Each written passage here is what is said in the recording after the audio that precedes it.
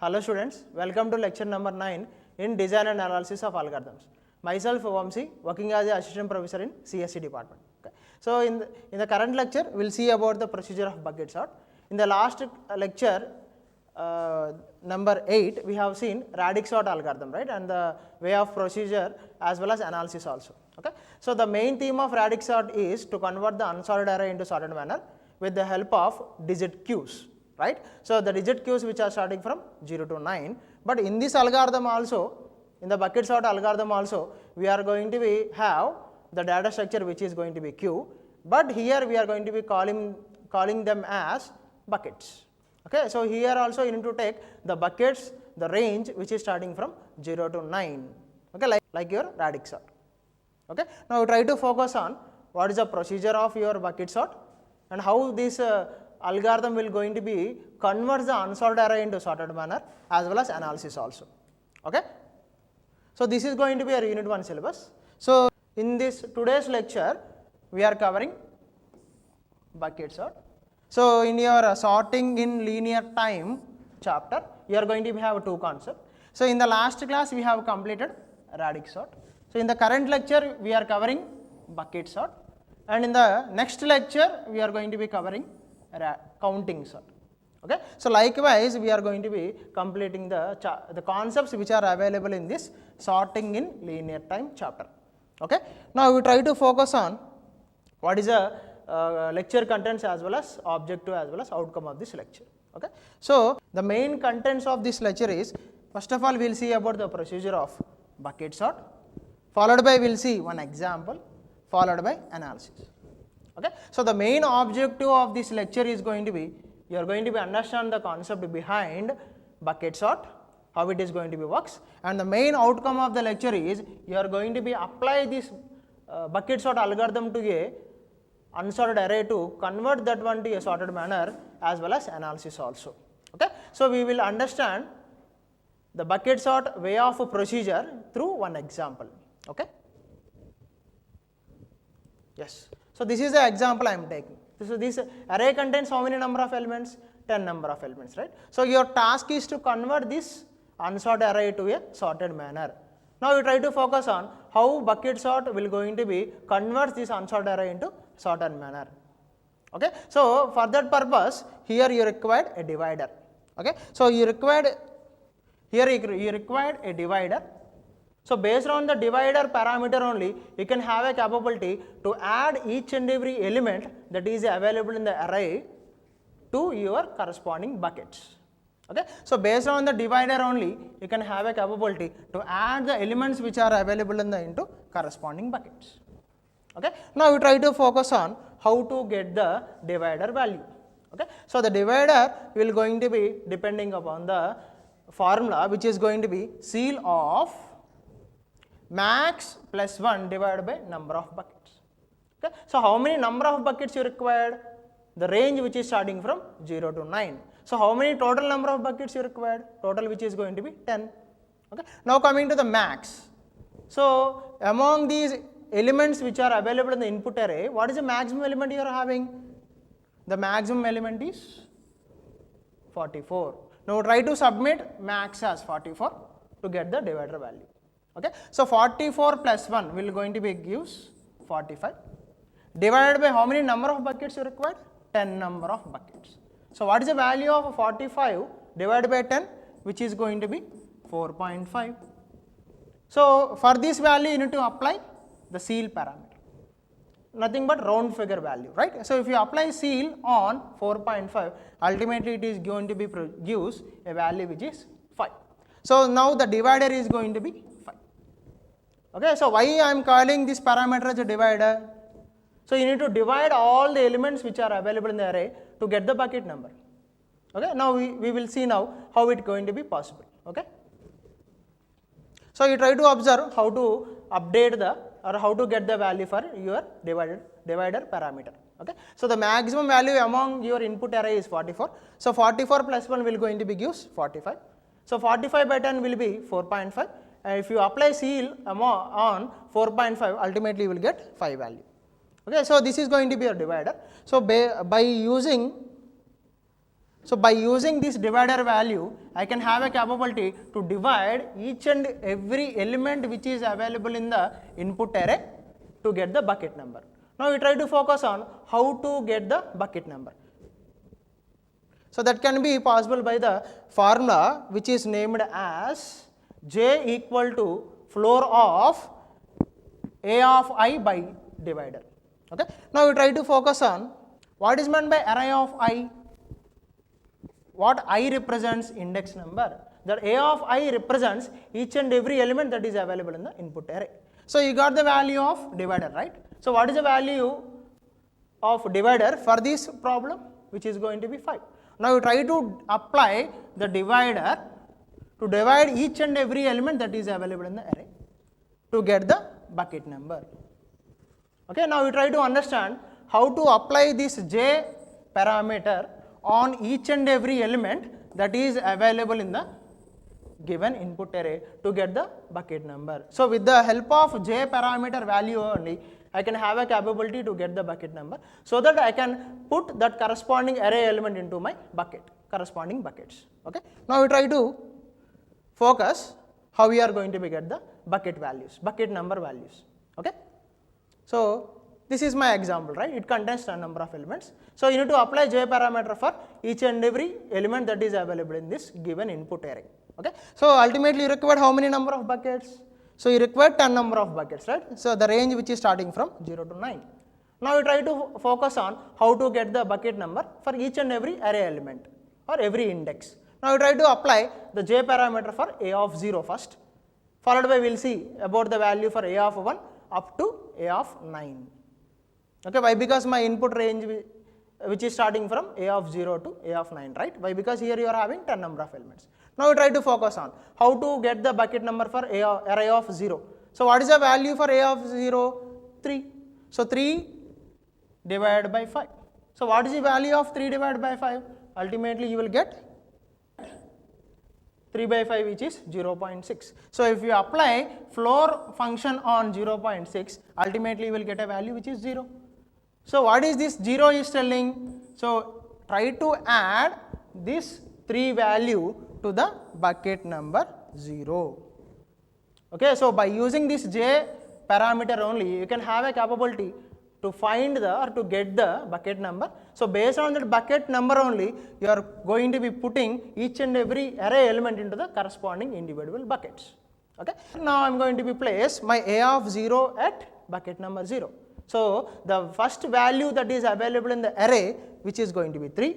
Now the 3 value will be appended at bucket number 0 like this. Okay. Now we are going to be applying this procedure for remaining elements also. Now your next element is going to be array of 1. So what is the value that is available at array of 1? 5. So what is the divider value? You know about divider value, right? What is the divider value is 5. So 5 by 5 is going to be generates 1. So floor of 1 is 1. Now you try to put this 5 value at bucket number 1. Okay. So like this. Now for the array of 2. So what is the value that is available at array of 2? 18. So 18 by 5 will going to be gives 3.6. The floor value of 3.6 is 3. Now you try to append array of 2 at bucket number 3 like this. Okay. Now we are applying the same, we are repeating this J parameter value for remaining array elements. Okay. So for the current iteration, I am taking the array index as 3. So what is the value that is available at array of 3? 7. 7 by 5 is 1.4. The floor value of 1.4 is 1. So we try to append 7 value at bucket number 1 like this. Okay. So if you observe here, bucket 1 is already having one element, right? So if already any element is available, now try to append the new element as a next to it, like your linked list. Okay. Now for the array of 4, what is the value that is available at array of 4? 16. 16 by 5 is going to be gives 3.2. A floor value of 3.2 is 3. So now try to append the array of 4 value at bucket number 3 like this. Okay. Now we are going for array of 5. So what is the value that is available at array of 5? 9. Okay. So 9 by 5 will going to be gives 1.8 and floor value of 1.8 is 1. Now try to append array of 5 at bucket number 1 like this. Okay. Now coming to the array of 6, what is the value that is available at array of 6? 44. So 44 by 5 will going to be gives 8.8. The floor value of 8.8 is 8. Now try to append array of 6 at bucket number 8 like this. Now we are going for array of 7. What is the value that is available at array of 7? Which is going to be 1. Okay, 1 by 5 will going to be gives 0.2. So the floor value of 0.2 is 0. Now try to append array of 7 at bucket number 0 like this. Okay. Now coming to the array of 8. What is the value that is available at array of 8? 12. So 12 by 5 will going to be gives 2.4. So floor value of 2.4 will going to be 2. Now we try to append array of 8 at bucket number 2 like this. Okay. Now we are going for the last element that is available in the input array, which is going to be array of 9. So what is the value that is available at array of 9? 15. So 15 by 5 will going to be gives 3. So floor value of 3 is 3 only. Now try to append array of 9 at bucket number 3. Okay. So you are going to be append each and every element that is available in the input array to the corresponding buckets. Now, so like radix sort, can I take all the values directly? So in the radix sort, so you are going to have k number of iterations, so to get the sorted array, right? But here if you observe in the bucket sort, one iteration is enough, right? But like radix sort, can I take all the values linearly from bucket 0 to bucket 9? Like 3 followed by 1, 1 followed by 5, followed by 7, 7 followed by 9, 9 followed by 12, 12 followed by 18, 18 followed by 16, 16 followed by 15, 15 followed by 44. Can I take like this? No, right? Why? Because the values that are available in the individual buckets are not in a sorted manner. So ultimately, so to convert these individual elements which are available at corresponding buckets in your bucket sort, you require another algorithm support, right? So this algorithm needs another algorithm help to convert the unsorted values which are available in the individual buckets to sorted manner with the help of insertion sort. Okay. Now we need to apply insertion sort to each and every buckets individually. Now let me ask you one question. Can I need to apply this insertion sort to all the buckets which are starting from 0 to 9? So not required, right? Why not required? So among these 10 number of buckets, how many buckets are filled with, or how many buckets contain some number of elements? So bucket number 0 contains some elements, 1, 2, 3 as well as 8. So if we observe, the bucket number 4, 5, 6, 7 and 9 are not having any elements. So for these buckets, insertion sort is not required. So you are applying insertion sort for the buckets which are having minimum 1 value. That is the main theme you need to remember. Okay. Now we try to focus on how to apply this insertion sort to each and every bucket to convert the unsorted values into sorted manner. Okay. Yes. So if you apply insertion sort at bucket number 0, so previously you are having values 3 followed by 1, now it will be converted as 1 followed by 3. Okay. Now try to observe the color notation here which is available. So after applying insertion sort at bucket number 1, ultimately it will be converted as 5 followed by 7 followed by 9. Anyway, previously the values are in a sorted manner only. So wherever your bucket is having some elements, anyway you need to apply this insertion sort algorithm.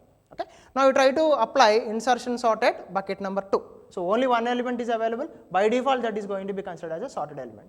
Now apply insertion sort at bucket number 3. So at bucket number 3 you are having values 18 followed by 16 followed by 15. So after applying this insertion sort algorithm, it will be converted as 15 followed by 16 followed by 18. Okay. So as I said previously, you no need to apply insertion sort for bucket number 4, 5, 6 and 7, and you need to apply insertion sort for bucket number 8. Why? Because it contains one element. So if it contains minimum one element, you need to have insertion sort help. Okay. So after applying insertion sort, anyway it is having only one element at bucket number 8, so it will be converted as sorted element. Okay. So no need to apply insertion sort for bucket number 9. Now if you observe the nature of elements which are available at each and every buckets, can I take all the elements linearly with the help of FIFO order? Yes, it is possible, right? So how it is going to be possible? Can I take values directly from bucket 0 to bucket 9 linearly? Yes, you can take. Why? Because all the elements which are available in the corresponding buckets are in a sorted manner. So you can take directly 1 followed by 3, 3 followed by 5, 5 followed by 7, 7 followed by 9, 9 followed by 12, 12 followed by 15, followed by 16, followed by 18 as well as 44. So you can take all the values linearly from bucket 0 to bucket 9. So now you will get the final sorted array like this. So all the elements which are available in this array is going to be in a sorted manner. So the input value or the input array which contains unsorted values, with the help of bucket sort as well as insertion sort, you are converting this unsorted input array into a sorted manner like this. Okay. Now you try to observe the analysis. Okay. So as I said previously, you are applying insertion sort on all the buckets or some of the buckets? Some of the buckets. Okay. The bucket, if any bucket is having element, ultimately you require insertion sort help, right? So what happens in the worst case, if you required insertion sort for all the buckets, for all the 10 buckets, so that is going to be producing, or that is going to be considered as a worst case, right? So the worst case of this time complexity of this buckets of algorithm is order of n square. So why order of n square is, so why order of n into n is, so your task is to convert n number of elements into a sorted manner, and in worst case I am considering that I need to apply insertion sort on all the n number of buckets. So it will be considered as n into n. So which is going to be gives order of n square. So what happens if you require insertion sort for some of the buckets, then it will be considered as the average case as well as best case. So the time complexity is order of n into k, like this. The input size of array is n, and k represents you required insertion sort for some of the buckets only, not for all the buckets. Okay? And the space complexity of algorithm is going to be n plus k. So why n plus k is, you need to allocate the memory for n size input array, and you required k number of buckets, you need to allocate the memory, right? So you are going to have n number of buckets. Okay, so you require insertion sort for some of the buckets only, or k number of buckets only, right? So together the space complexity is n plus k. Okay, so as of now we have seen procedure of bucket sort, followed by we have seen one example how to convert the unsorted array into sorted manner, and as well as we have seen the analysis part also. Okay, now we try to take these two questions as a assignment. So in the first question you need to apply bucket sort to convert this input array into sorted manner, and in the second question you try to find out that, so okay, to convert this input array, how many insertion sort iterations you require.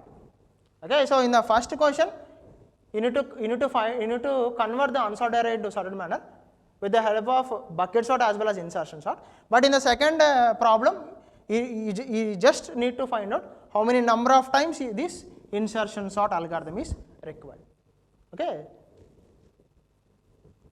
Thank you. That's the end of this lecture. Thank you.